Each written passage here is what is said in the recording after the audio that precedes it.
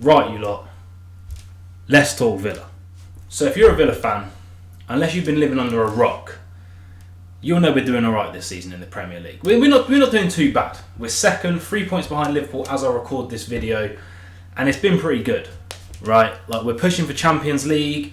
Some people are throwing around some mad things about title challenging and stuff like that. But let's be fair here. I think top 4 should be our aim. There's no reason we can't win the title. Leicester done it. You know what I mean? Like, and their team, was it as good as our team is right now? Probably not. They somehow got Danny Drinkwater playing like a prime Gerrard and Beckham all mixed into one. But that's by the by. We're now January. What's the date? As I record this, the 2nd of January. And we have some areas in our team that we could go to look at to maybe push us a little bit further forward in the Premier League. As you guys know, I haven't made a video for a long time. It's been like a 2-year hiatus because of work. But I am back. We are starting with what could be the biggest January in Aston Villa's transfer history, I think, ever. In the Premier League, anyway. You know, you think back to maybe under Martin O'Neill when we were finishing second. That's where we are now. When we were finishing 6th, trying to push towards Champions League. You think about perhaps the summer before we got relegated where we brought in like 10 of the worst players ever known to man. This is the big one, isn't it? I think. You know, are we going to be complacent and just hope that our squad is good enough to push us onto this top 4 run that we're going to, or push us onto the league, replicate our beginning of the season or our first half of the season up to this point?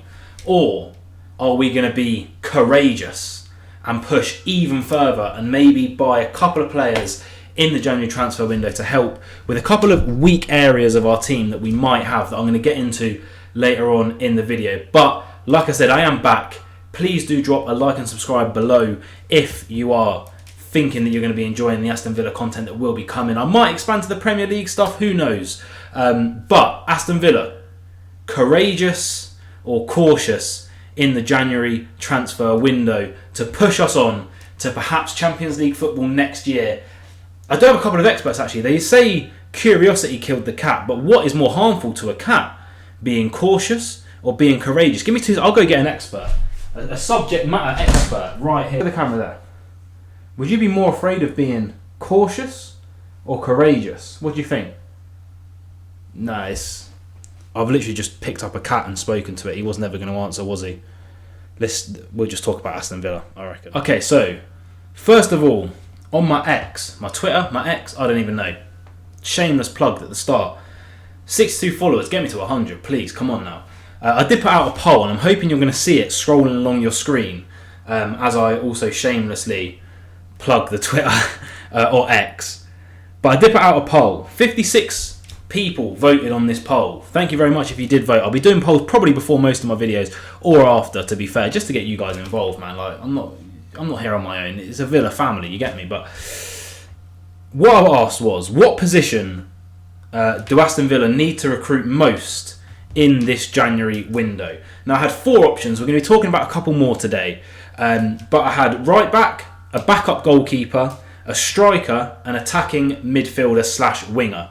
And the outrageous majority said that we need a right back. Now, that's probably due to the fact that most of this season we've been playing our best centre-back, Ezri Konsa, at right back.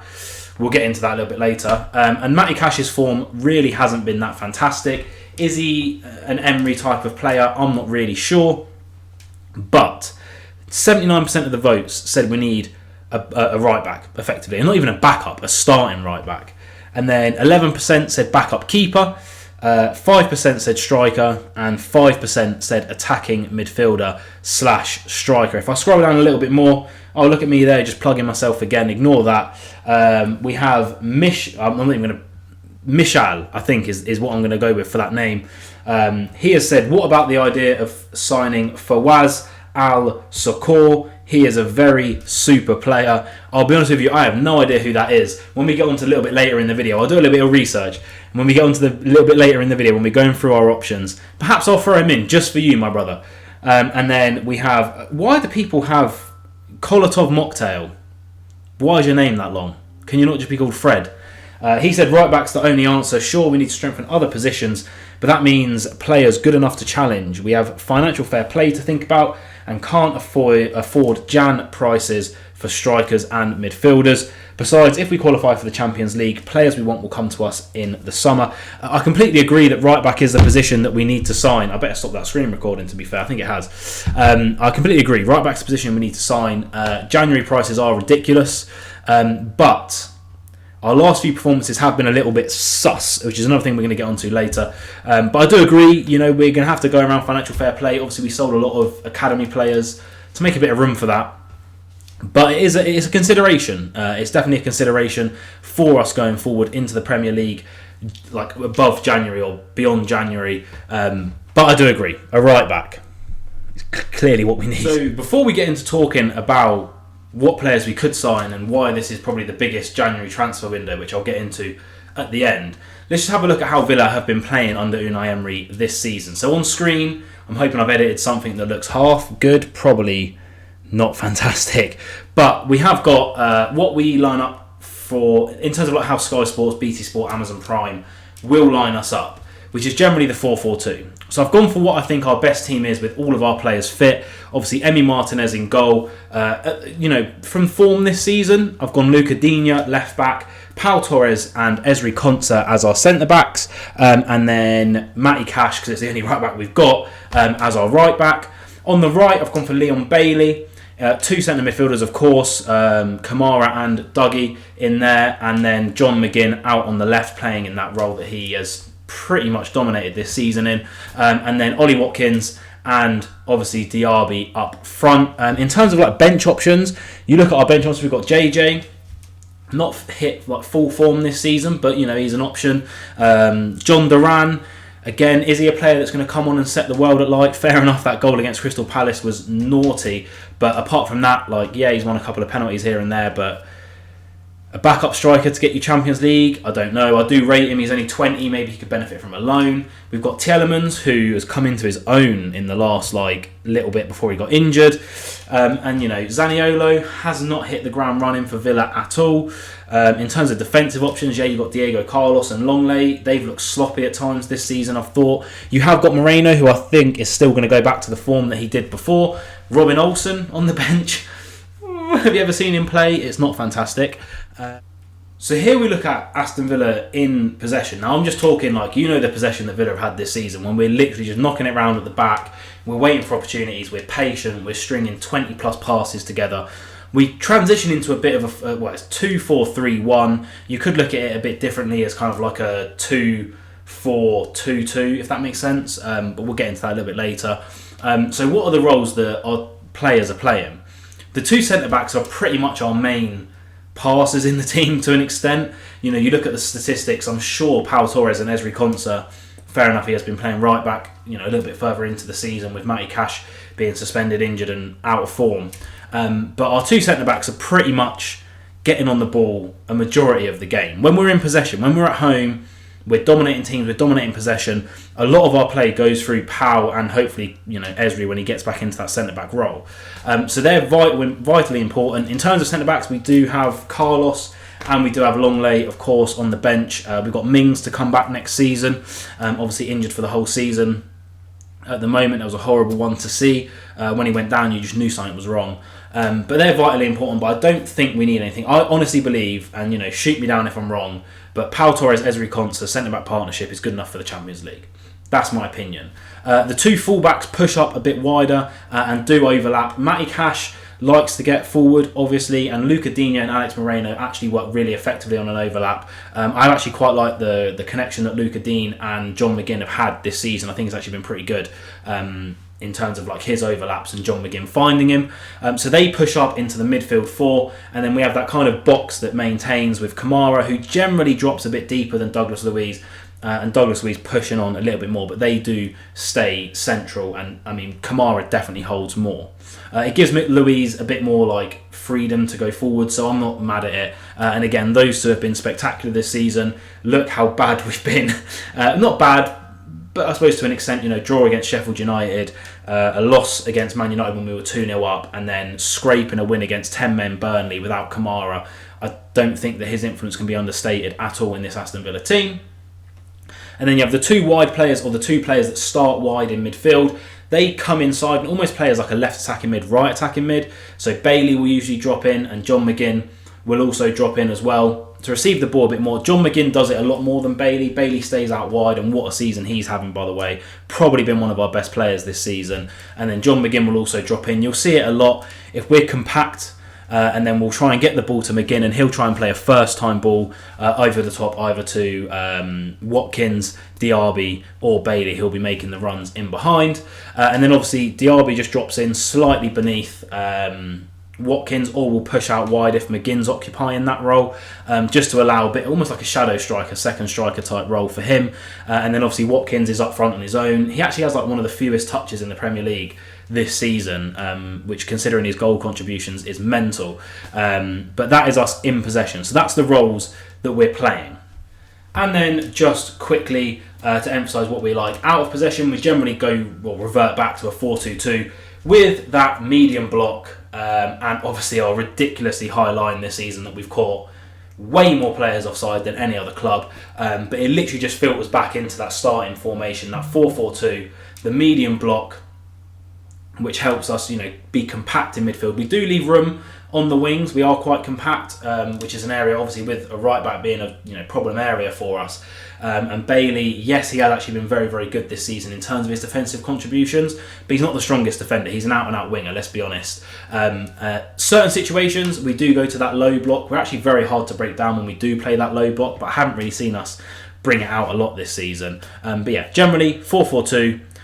Very, very compact, and Watkins is usually left way on his own up, as Diaby or Bailey or Tielemans, whoever's playing that kind of second striker role, is the one that has to track back and do their defensive duty. So with all that considered, let's start looking at why this is the biggest January, I think, in Aston Villa's Premier League history. 3 points behind Liverpool. Alright, exactly the same amount of games. Yes, Man City are 2 points behind us with a game in hand, so you could look at us as being third right now. 3 points off of top. In terms of big games that we played this season, obviously the ones that we've beaten Chelsea. That was away from home. Obviously our home form has been something that's been spoken about a lot in the Premier League this season. We obviously beat Man City at home. That was an absolutely mental game. We beat Spurs away, so Spurs are going to have to come to us. We obviously beaten Brighton, Arsenal and West Ham at home. These are the teams that are around us. Lost to Manchester United away, a tough one to take, and lost to Newcastle away as well, and obviously lost to Liverpool away. We're not playing Liverpool till like the last day of the season or something ridiculous like that, so we don't have to worry about that too much. Our current squad, let's have a look at our injuries at the moment. Tyrone Mings out the entire season. That was a tough one, like I said earlier. Emi Buendia, who I think would actually fit really well in the current formation and the way we play with his creativity and the way he could drop into spaces. If he were to start right mid, maybe push Bailey on whilst Diaby's having a dip in form. But alas, that is not an option because he's injured for the whole season, of course. Luca Digne, I think, is going to be out for about 2 to 3 weeks. Tielemans is out for, I think, another couple of weeks as well, in terms of latest match press conferences from Big Unai. And then Bertrand Traore as well, I think unspecified return date, but is he going to get into the team? Probably not. In terms of weak areas in the team, you could probably highlight 3, 4. Again, are they necessarily weak? I'm not sure, but you look at our dip in form in recent weeks, players have looked a bit lethargic. Yes, they've just been given 3 days off by Unai after the Burnley game, but we've looked a bit soft, a bit weak. We're conceding easy goals. We're starting with new centre-back partnerships that we're not doing before. Obviously, Pau Torres coming back from injury has affected that, but Carlos and Longley have looked very leaky. Cash had an illness, so didn't play the Burnley game. But again, is he going to slot in? Ezri Konsa's having to play right back. Luca Digne is injured. So it's all piling up on Unai in terms of our squad options and our squad depth. And you look at our bench against the Burnley game, which I'll try and put up on the screen now. It wasn't fantastic, to be fair. You look at that bench, you're not really sure where the spark of brilliance is coming from. But let's have a look at our weak areas. Like I said, let's not get too distracted. You'll notice I go off on these tangents.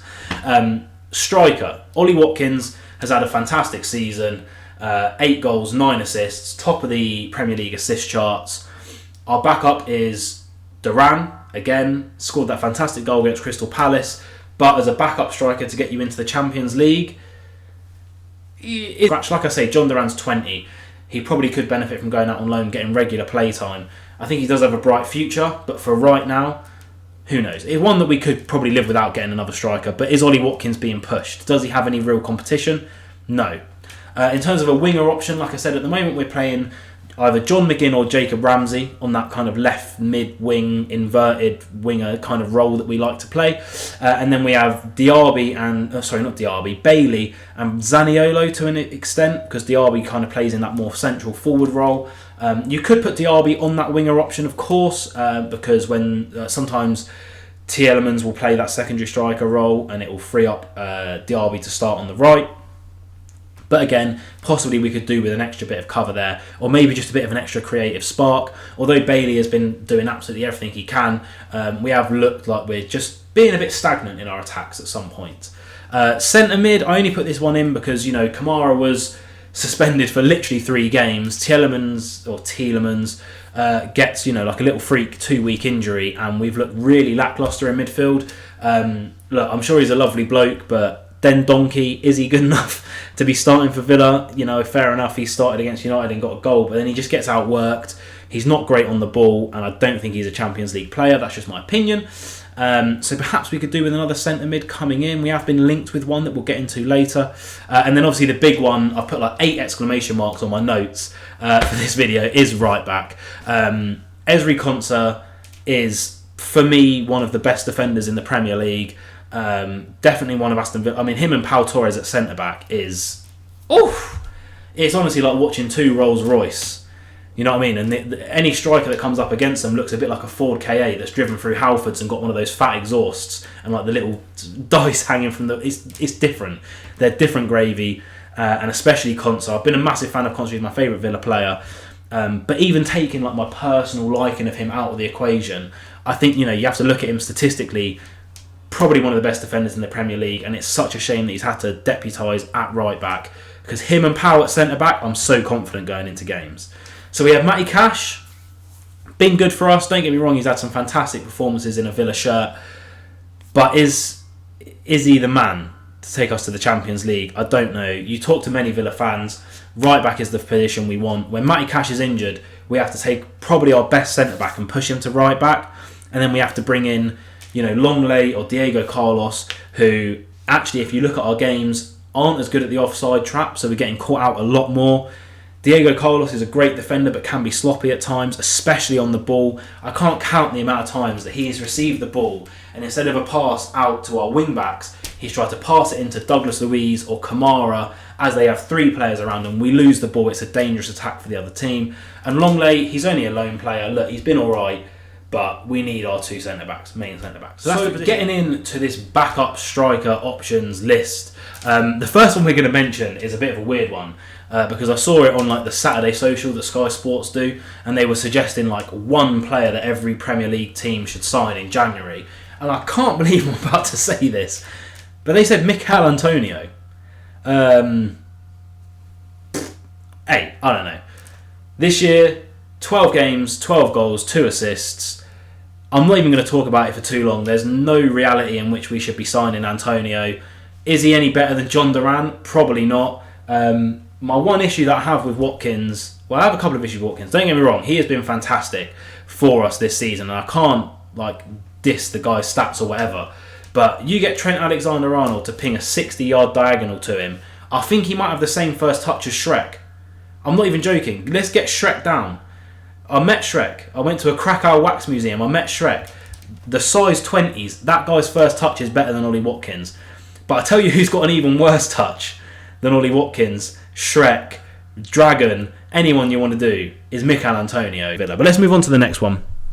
An interesting one from this clip. You're staying with the Premier League now for the rest of your career now. I love it here. Look at me trying to make I love it. I'm trying to bring friends to Villa, Argentinians. Yes. Bring the pole. I just feel at home here. The pole is awesome. Yeah. No, bring Dybala. Well, we tried to bring Dybala a few. So that is Dybala's wife, pretty much. This clip's gone viral. Well, not viral, but within like the Aston Villa circles, it's gone pretty big. And that is because his wife was like saying, bring him to Villa. Or something like that. Emi Martinez, bring him to Villa. He has an interesting clause in his contract right now that has just activated as of yesterday, which is that non-Italian clubs can activate a release clause, so pretty much buy him for 13 million euros. This is a man who is pretty much like a legend of the Italian football game. You know, played loads of games for Argentina, etc, etc, etc.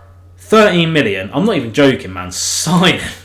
Sign him. I don't know how realistic this transfer is to happen, but I would take Dybala for 13 million at Villa literally in a heartbeat. Like, I wouldn't even worry about it. You know, if you think of positions he can play, he could play as that sort of like, so you know how we have Watkins and we usually have Diaby, who cuts in a little bit, goes out wide, plays behind him, links the play a little bit. Imagine Dybala doing that. This season in Serie A, 12 games, 4 goals and 6 assists. Last year, 25 games, 12 goals and 6 assists. So he does a bit of everything in terms of getting assists and goals. Look, we all know about Dybala. I'll be throwing up stats about these players that I'm talking about as we go. But in terms of an attacking footballer, very, very all-round. You know, like I said, can link the play, can go out wide if we need him to, can drop in behind Watkins, and can push Watkins. You know, you have Dybala in your squad, you're going to be wanting to perform better. You know, people always say, you know, that when there's less competition for places, footballers do get complacent. And if I was Ollie Watkins right now, perhaps I would. Who's going to take him out of that squad? Absolutely no one. Next up, we are talking about one that I've seen linked on the old Twitterverse when I get my laptop sorted out here. And that is Albert Goodmanson, who currently plays for Genoa in Serie A as well. This season, 16 games, 7 goals and 2 assists. I'll throw a few metrics about him up on the screen as well. But looks like a bit of an all-round forward/striker, attacking player again. Clearly, good stats this season. For Genoa. I don't really know a fantastic deal about him, to be honest with you, and this link's kind of come out of nowhere. You know, but you have to look at him against maybe someone like Duran, you know, older, more experienced, an international player. Perhaps a good signing. I don't know how expensive he would be. One to consider, but for me it would be Dybala all day over him, clearly. And then the last kind of striker/forward player that we've been linked to is Timo Werner. Again, went back to Leipzig and was pretty good for a season or two after a pretty disastrous run at Chelsea where he couldn't hit a barn door with a banjo. This season, 8 games, 2 goals. But you look at 2019 to 2020, 34, 28. That was just before he signed for Chelsea. When he went back to Leipzig, 9 goals in 27. Is he a bit more of like a wide player, winger, or is he an out-and-out through-and-through striker? Could be a good backup. I think they're talking about a loan deal for him, which again, for the rest of the season, to give Ollie Watkins some backup and competition, I wouldn't be mad at it on loan. So next we move on to the winger/attacking midfield options. And we have 5 lined up for you that could be possibilities in terms of playing kind of that John McGinn, Leon Bailey role. So that kind of winger that starts wide, inverts, plays wide as well. That has to pretty much fill the gaps and be the link between our kind of low-lying ball possession that we like to do, where we're passing it around the defence, passing it into our pivots in midfield in Luiz and Kamara, and then looking to release these players who push us up the pitch very quickly and try and get the ball into Watkins' feet or over the top to him. First up, we have a couple of players that used to play for Villa, or one still does. I'm sure you know who I'm going to be talking about. Jadon Philogene-Bidace. I think currently injured, so I don't know how long he's injured for, to be fair, but that could affect things. We have a buyback clause if Hull get promoted, but do we even bother waiting? Because this boy has been lighting up the Championship. I liked him during pre-season this season, and I've always liked him when I've watched him play before. 14 games, 6 goals, 5 assists, scored an outrageous goal. If I can get a clip of it, I'll put in now. And he's just been a bit of a sensation for Hull. When he's been injured, their results have actually dipped, so he's quite an important player for them, bit vital. Do we just pull the bullet and get him back straight away? Next up, we've got 2 West Ham players before we actually get onto a bit of a wild card pick at the end. These 2 West Ham players apparently have been scouted by us and we're interested in them. The first one is Jarrowin, someone who we were interested in when we first got promoted to the Premier League when he was still playing for Hull, funnily enough. It's a small world, isn't it? He's got 11 goals in 18 games with 2 assists this season. I'd take him. I would take him. I don't know how much we'd have to pay. And obviously West Ham are on a bit of a run right now. Would we be able to lure him away? Would we have to pay over the odds? He's English, you know what I mean? It's always the English tax that you have to pay nowadays. But I think he would actually fit into that role quite nicely and give us a bit of a different outlet as well, and a different creative spark. And it's just one that we've been linked with. I don't think it's probably that realistic, but if it did happen, I don't think anyone would complain. And then the other one is Mohamed Kudus, 6 goals and 1 assist in 16 games this season. He has looked electric. Are we going to be able to get him this quickly? Probably not. I think we can probably scratch that one. An interesting one that has been popping up quite a lot is Somerville from Leeds. Now, you notice how I didn't even bother trying to pronounce his first name. If you guys can pronounce it, put it in the comments. I bet you can't. But 12 goals and 6 assists in 23 games. He's been one of Leeds' main men down in the Championship. But anyway, I've watched some clips of him. I haven't watched, obviously, like a full Leeds game. I'm not going to profess to be watching the EFL week in, week out. But with those stats, the way he plays, his speed, his tenacity, he's a young player, which I always quite like because we can develop him in Unai's style. We can still mould him. He's not going to come in with loads of like preconceptions about how he wants to play. He's still mouldable for Unai going forward. Again, is it going to be feasible to do this deal in January? You know, you think about it, you know, if you're a player playing for Leeds in the Championship and Villa come in, you probably actually are going to want to do that, if I had to hazard a guess, unless he Leeds through and through, which I'm not sure. He's Dutch, so probably not. But then the final one, let me type it in live for you. I saw an interesting photo that I'll try and find from Twitter about this man who has been absolutely lighting up the Championship this year. We always send him out on loan, so there you go. It is a loan player from Villa. No surprises who it is. It is Finn Azaz, who we've been sending out on loan pretty much year after year. He also scored an outrageous goal that, again, I'll try and get a little clip of and throw in. He has got 7 goals and 5 assists in 26 games for Plymouth Argyle in the Championship this season.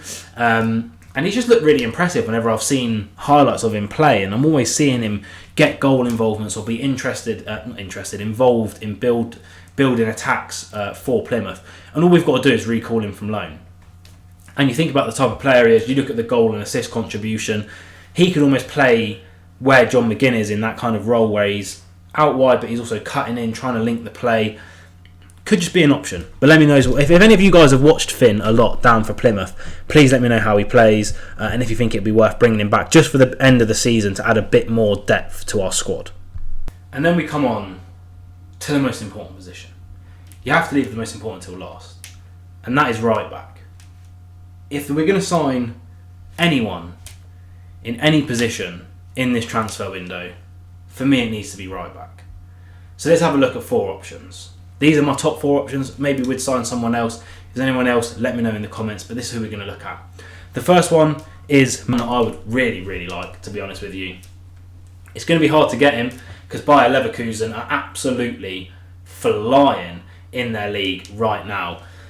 But 16 games, 5 goals, 6 assists. Last season, 34 games, 8 goals and 7 assists. That is mental stats for a right back. Fair enough, he's a bit more of a right wing back, but Jermaine Frimpong, I think a lot of the elite clubs in Europe are interested in this young man because he is outstanding as a footballer. I'll try and link some like compilation videos. I know you can't go off compilations, but Leverkusen are first in the Bayern in the Bundesliga. I was going to say the Bayern Liga because it usually is, right, because they just win it every year. But no, they're causing an upset this season. They've been fantastic. I've watched like 2 of their games because, you know, Sky Sports just put random Bundesliga games on sometimes, and he's always been a bit of a shining light. And if we got him in January, we're doing a title charge. Sean, a bit of a left field option, but there's turmoil at the club that he's at, and defensively I actually think he's very good, and that is Aaron Wan-Bissaka. Again, going forward, questionable to say the least, but defensively I don't think you can argue about his qualities and abilities as an actual right back, a defensive right back. He can get forward, granted he's not very great at it. You know, you look at his stats this season, 11 games, 1 assist. Last season, 19 games, no assists. The season before that, 20 games, no assists. And there's no goals in any of these seasons either, by the way. But if we're just looking to shore up our defence, because we have been leaky this season, actually I feel like our defence has been very leaky this season, then what an option. And again, turmoil at the club. Can we just poach him quickly? I don't know. Last player that we're going to look at. One that we've been linked with before. Again, a bit more of an attacking-minded right back, but does have a mistake or two in him, which isn't that just similar to Matty Cash, but I think he's probably a bit more of an elite level. And that is Denzel Dumfries of Inter Milan. Again, experienced Champions League player, got an assist in the Champions League already this season. 14 games, 2 goals and 3 assists so far in Serie A. Season before that, 4 assists. Season before that, 4 assists. Doesn't really pick up many yellow cards, not a red card that I can see in the league. Again, it'd just be how much we're going to be paying for him, and are we going to be able to get him in January? I don't know if any of these are realistic in January, but listen, a Villa boy who's watching my team second in the Premier League on the 2nd of January, I'm going to dream a bit. And I feel like we do need to push in this January transfer window. Are any of these 4 realistic? Let me know, guys. So it's been a massive video. It's been longer than I thought, and if you're still here, comment down below something like Rattly Ball 123. I don't even know, but just let me know that you're still here. And it's because I've been waffling, guys. I'm excited to be back doing this for all of you. We've gone through a lot of players today, and you'll see in the thumbnail there's another player that I haven't mentioned, and that's because at the end I wanted to tell you what my absolute dream January transfer window for Aston Villa would be. That would be offloading Dendoncker. I'm sorry, but I reckon you got to go, and you might be able to get a decent amount of money for you, and possibly sending Duran out on loan and getting another attacking player or striker in. But I think getting rid of Dendoncker, a bit of Deadwood, is probably my number 1 priority for this January transfer, just to free up a little bit of funds as well. In terms of incomings, it's never going to happen, guys. But let me dream that we'll get Elise from Crystal Palace. I honestly think he could be like the next Premier League superstar. Whenever I watch him, if there's ever a game on, I'm at the gym, I'm on the treadmill or something, I'll whack it on my phone so I can watch it. Or if I'm just just chilling, I'll whack it on. He's so good. He's actually mentally good. Honestly, if we got him, it's never going to happen. Maybe I'm just tricking. Maybe I'm letting Mother Nature think that I think it's never going to happen. Then it will. But that would be my dream. Him and Frimpong in January. I think we'll solidly get Champions League with those two coming in, personally. Our form has dipped. It's no shock to anyone. I think everyone knew that we weren't going to be flying high like when we beat Man City and Arsenal for the whole of this season. But I think with a couple of signings, a little bit of a break, which Unai's giving the lads, we might be able to get back to where we once were and make a serious Champions League push going into the new year. Now, the one thing we didn't talk about was a backup goalkeeper, and that is because I want you guys to put your suggestions for backup goalkeeper down in the comments below, and I will reply to every single one because I want to be interactive with you guys. I'm back after so long. I want to chat to you guys. I want to chat to the Villa family and anyone else that might be watching this video that has an interest in what Villa are going to do in January. If you're there, make yourself known. I will be replying to everything that I get down below. But it has been good to be back, and it's been good to talk Villa. Please leave a like, subscribe, comment, share this around. Go follow my X/Twitter/whatever it is, Elon Musk FC page. And I should, all things going well, be back with a Middlesbrough match preview in a couple of days. I will see you guys later. As always, man, be nice to everyone and just have a good time.